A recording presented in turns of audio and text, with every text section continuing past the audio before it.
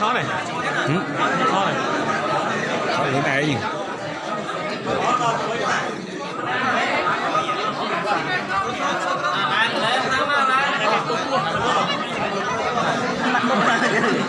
Mặt ngu gì kia.